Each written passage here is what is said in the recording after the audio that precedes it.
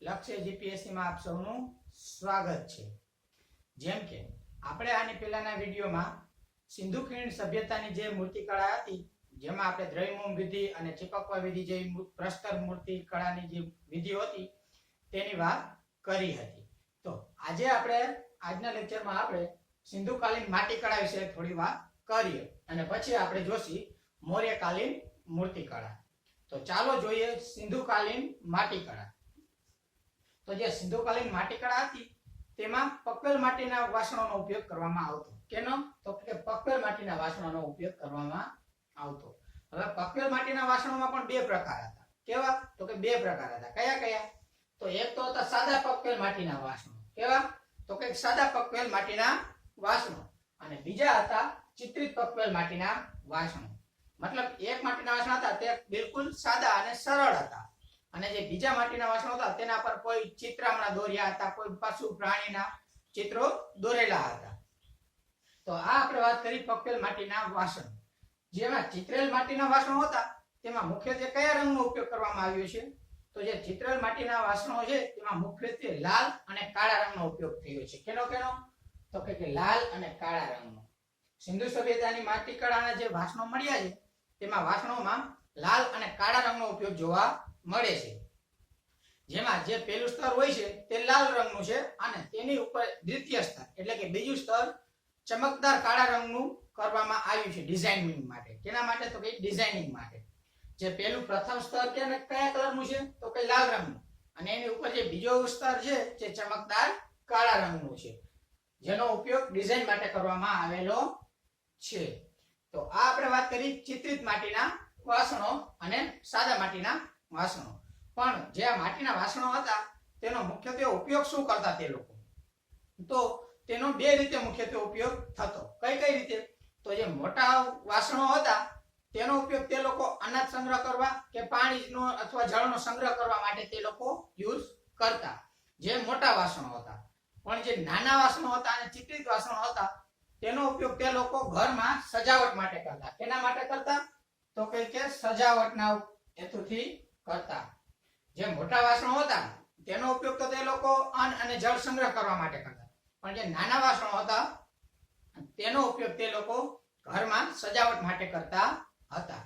તો આ આપણે જોયું સિંધુકાલીન માટીકળા। સિંધુકાલીન મૂર્તિકળા આપણે આની પહેલાના વિડિયોમાં જોયું હતું।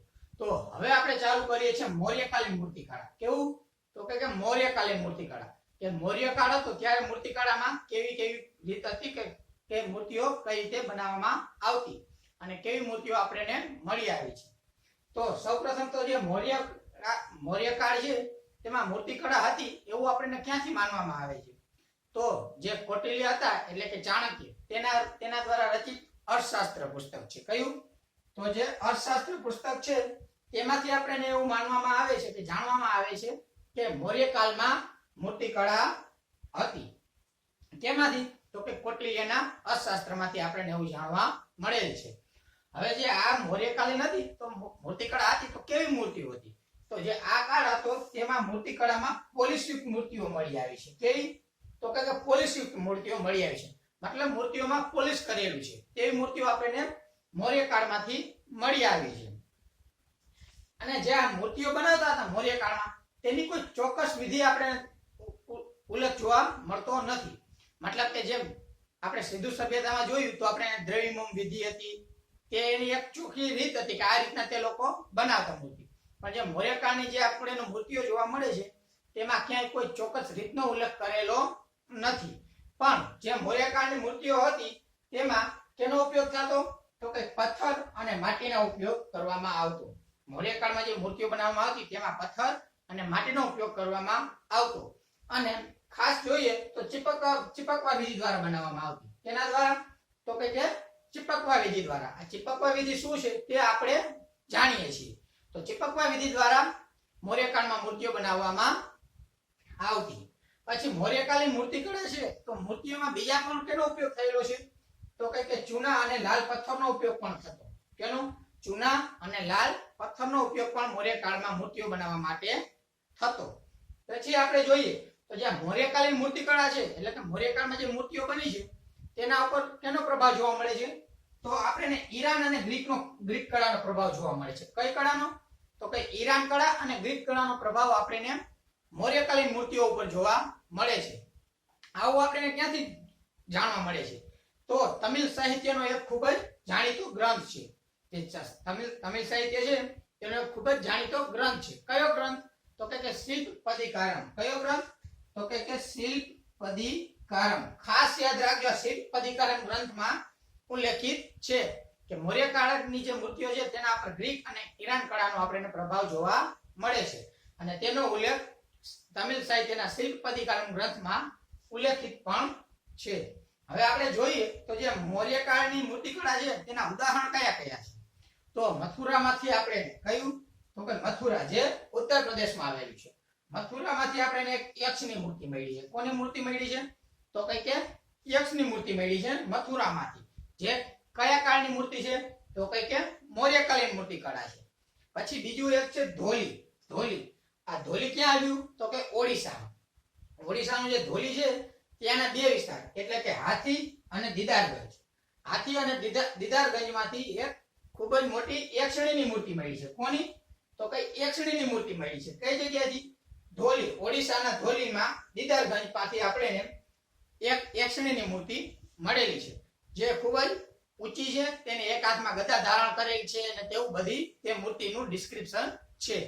તો તે મથુરામાંથી મળેલી યક્ષની મૂર્તિ અને ધોલીમાંથી મળેલ યક્ષણીની મૂર્તિ બંને મૌર્યકાલીન સમયના છે તેવી મૂર્તિઓ છે.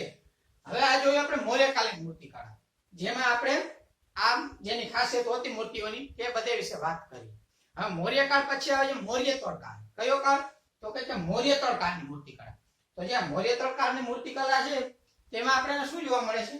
તો જે આપણો આખો પ્રાચીન ઇતિહાસ છે તેમાં મૂર્તિકળાના સંદર્ભમાં જે મૌર્યતળ કાળ છે તેને આપણે મિલ્કા પથ્થર તરીકે ઓળખીએ છીએ. કયા તરીકે? તો કે મિલ્કા પથ્થર. આ ખાસ યાદ રાખજો કે ભારતના ઇતિહાસમાં આપણે મૂર્તિકળાના સંદર્ભમાં મિલ્કા પથ્થર તરીકે કયા યુગને ઓળખીએ છીએ? તો ઈ છે આપણો મૌર્યતળ કાળ. કયો કાળ? તો કે મૌર્યતળ કાળ. જે મૌર્યતળ કાળ છે તેને આપણે મૂર્તિકળાના સંદર્ભમાં ભારતના ઇતિહાસમાં મિલ્કા પથ્થર તરીકે ઓળખીએ છીએ. શું કામ? તો જે મૌર્યતળ કાળ છે તેમાં આપણને મૂર્તિઓ તો મળી જ આવી છે, પણ ગાંધાર શૈલી છે, મથુરા શૈલી છે, અમરાવતી શૈલી છે, આવી વિશિષ્ટ મૂર્તિઓ બનાવવાની શૈલીઓ વિશે આપણને જાણકારી પ્રાપ્ત થાય છે.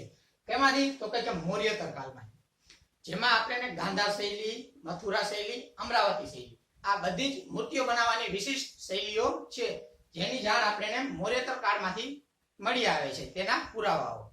તો તેથી કરીને મૌર્યતળ કાળને ભારતીય સંસ્કૃતિમાં મૂર્તિકળાના સંદર્ભમાં મિલ્કા પથ્થર તરીકે ઓળખવામાં આવે છે. ખાસ યાદ રાખજો મૌર્યતળ કાળને. તો આ આપણે આજનો લેક્ચર આપણો અહીંયા હું પૂરો કરું છું. હવે પછીના જ્યારે આપણે નેક્સ્ટ લેક્ચરમાં મળશું ત્યારે જે આપણે ગાંધાર શૈલી શું છે, મથુરા શૈલી શું છે, અમરાવતી શૈલી શું છે તે બધે વિશે પણ ખૂબ જ ડીપમાં ચર્ચા કરીશું. તો મારી ચેનલ લક્ષ્ય જીપીએસસી સાથે હમણાં તાત્કાલિક જોડાઓ. મારી ચેનલ લક્ષ્ય જીપીએસસી ને લાઈક કરો, સબસ્ક્રાઇબ કરો, શેર કરો અને કમેન્ટ કરો અને બેલ આઇકન દબાવવાનું ભૂલતા નહીં, જેથી કરીને હું કોઈ પણ નવો વિડીયો અપલોડ કરું તો તમને તરત જ નોટિફિકેશન મળી જાય. આભાર.